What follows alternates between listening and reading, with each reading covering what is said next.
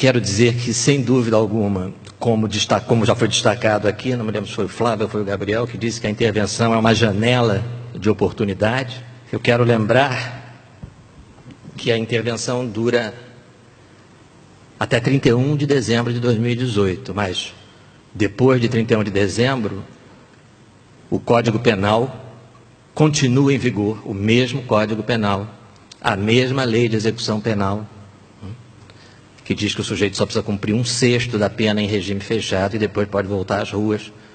Tudo isso, se nada for feito, vai continuar após o final da intervenção. Quando a gente fala em lei, evidentemente a lei não cai do céu, a lei é produto de uma cultura, a lei é produto de ideias. Ideias têm consequências e ideias equivocadas têm consequências trágicas.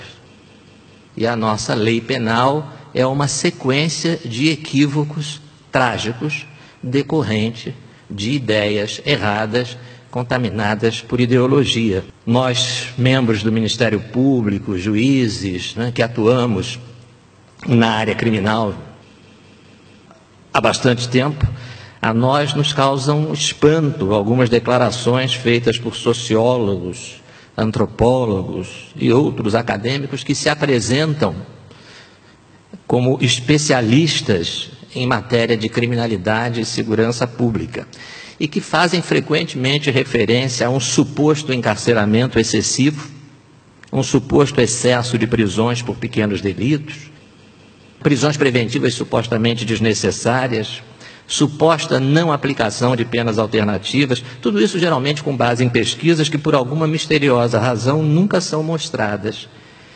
A experiência da esmagadora maioria desses acadêmicos em termos de atuação profissional na polícia, na justiça ou no sistema penitenciário é nenhuma.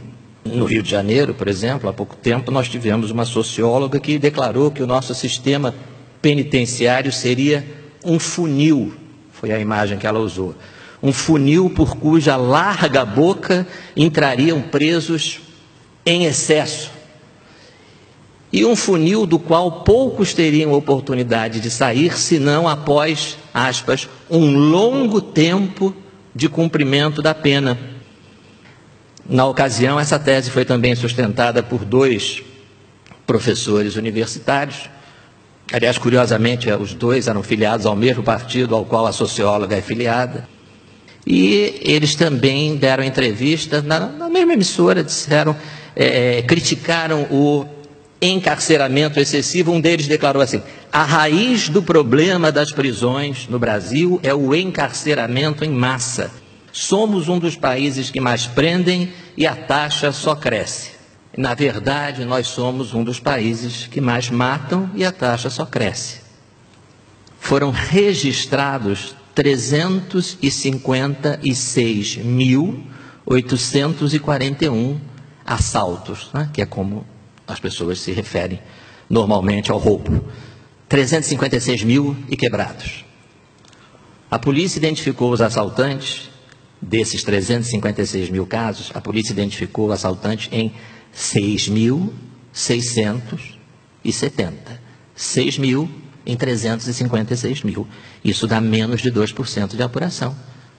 Isso dá quase 99% de impunidade. Eu só quero lembrar que eu estou falando dos números de casos registrados. Provavelmente todo mundo aqui nesse auditório conhece alguém, tem algum amigo ou parente que foi vítima de um assalto, foi vítima de um roubo e não se deu sequer ao trabalho de comparecer à delegacia de polícia para registrar a ocorrência.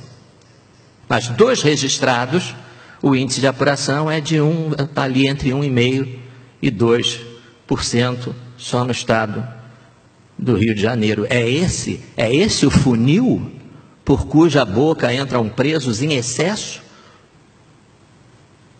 Quer dizer que essa socióloga acha que um índice de 2% de punição é excessivo. Ela gostaria que fosse, sei lá, 0,5%? Ou será que ela gostaria que o roubo fosse descriminalizado, como forma de justiça social? O nome disso, meus amigos, não é encarceramento em massa, o nome disso é impunidade em massa. O Brasil não prende demais. Ao contrário, prende muito menos do que deveria. Existem na legislação penal brasileira 1.050 crimes. Se você somar Código Penal com os crimes ambientais, com os crimes previstos no Código de Defesa, enfim, todas as leis penais somadas vão resultar num total de 1.050 crimes. Desses 1.050 crimes, em quantos a lei obriga o juiz a impor uma pena de prisão em regime fechado? 28. Dá 2,67% do total. Ninguém está negando o problema da superpopulação carcerária, esse problema é inegável. Só que ele decorre da falta de vagas, e essa falta de vagas decorre da omissão do poder público na construção de novos estabelecimentos prisionais, e não do excesso de prisões. Uma outra coisa que eu gostaria de destacar, que é uma outra mistificação, né, que o Roberto já abordou em parte, 40% dos presos no Brasil estão aguardando julgamento. Esse índice não tem nada de excepcional, ele é o mesmo índice de países horrivelmente opressores e violadores dos direitos humanos, como o Reino da Holanda, por exemplo, né? A Suíça, né? A Itália, que é aquela ditadura monstruosa. Só que é mais do que isso, né? A enganação, a mistificação vai um pouco além disso. Por quê? Porque em todos os outros países, o critério que o Prison Studies, que as organizações internacionais que estudam seriamente a questão prisional, né? O Prison Studies é uma referência quase sempre mencionada, eles chamam de preso provisório, né, o preso que está aguardando julgamento, o preso que ainda não foi julgado. E embora os nossos especialistas, entre aspas, adorem dizer o contrário, no Brasil não é esse o critério. No Brasil, tecnicamente, se considera preso provisório aquele cuja condenação ainda não transitou em julgado. Então, na verdade, desses 40% presos que aguardam julgamento, muitos não aguardam julgamento, eles já foram julgados, já foram condenados e recorreram. Porque a nossa lei processual permite isso. O sujeito recorre da decisão que o condenou. E aí vem uma nova decisão em segunda instância, que confirma a decisão de primeira instância. E aí ele recorre da decisão que negou o recurso. E aí ele recorre da decisão que negou o recurso, da decisão que negou o recurso da primeira decisão, e aí vai até. E aí todo mundo entra na conta de preso provisório. E que tal essa afirmação de que os presos no Brasil só são libertados após uma permanência por longo tempo no cárcere? O Roberto já mencionou aqui a Suzane von Richthofen, condenada a 39 anos em 2002, está no semiaberto desde 2015. Os irmãos Daniel e Christian Cravinho, né, que ajudaram essa menina a assassinar os pais a golpes de barra, eles já estavam no semiaberto desde 2013. Eles foram condenados também a penas próximas a 40 anos. O crime é de 2002. Em 2013, eles já estavam no regime semiaberto. E desde o último dia 23 de agosto, o Christian Cravinhos está no regime aberto. Já não precisa mais daquele incômodo de ter que voltar para a prisão à noite para dormir, que é uma coisa muito chata, né? No semiaberto ele tem esse aborrecimento, de dia ele faz o que quiser, mas de noite ele tem que voltar para dormir na prisão. Então já disseram para o Christian, não precisa nem voltar para dormir, né?